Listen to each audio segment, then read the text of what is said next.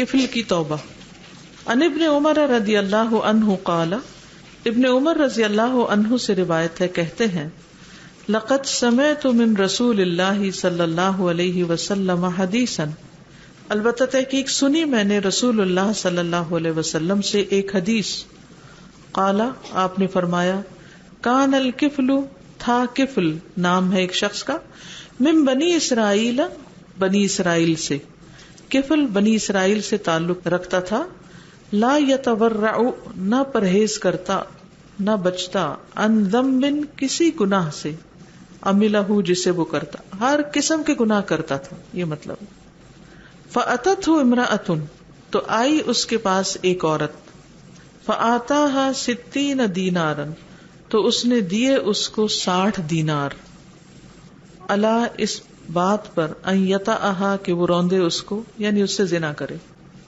فلما، پھر جب، قعد، بیٹھ گیا، منہا، اس سے، مقعد، بیٹھنا، الرجل، مرد کا، من امرأتہ، اپنی بیوی کے پاس. ارتعدت، تو وہ کانپنے لگی، وبکت، اور رونے لگی.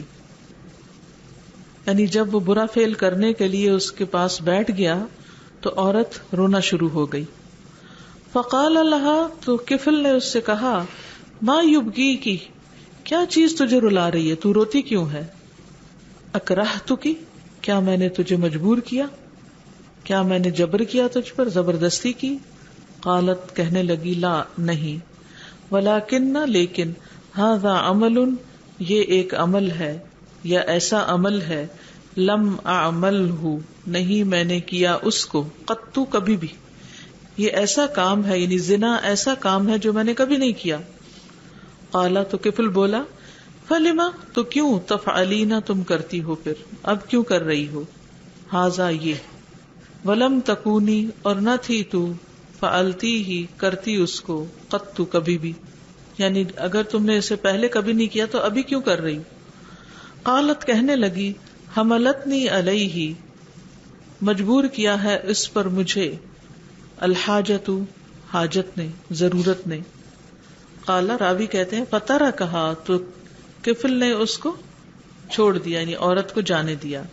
ثم قالا، پھر کہا، اذهبی، جاؤ، والدنانیر، اور دینار، لکی، تیرے لیے، یعنی جو 60 دینار میں نے تجھے دیے تھے زنا کے بدلے، وہ تو لے لے. ثم قالا، پھر بولا، واللہ، اللہ کی قسم، لا یعصی، نہ نافرمانی کرے گا، اللہ، اللہ کی، الکفل، کفل، ابداً، کبھی بھی، کفل اللہ کی نافرمانی کبھی بھی نہیں کرے گا.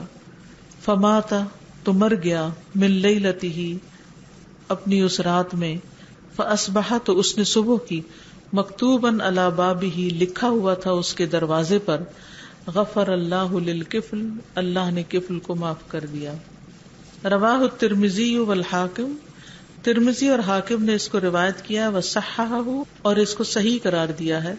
ووافقہ الذھبی، اور ذھبی نے اس کی موافقت کی ہے، لیکن ویسے روایت ضعیف بھی ہے، ایک رائے کے مطابق روایت ضعیف ہے.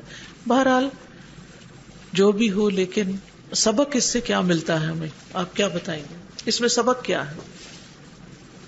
جو سبق ہے وہ یہی ہے کہ انسان کو جو بھی عمل کرنا خالص اللہ کے لیے کرے.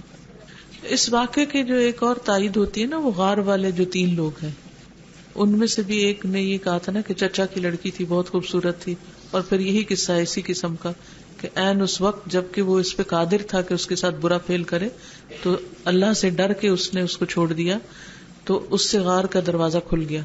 ٹھیک ہے.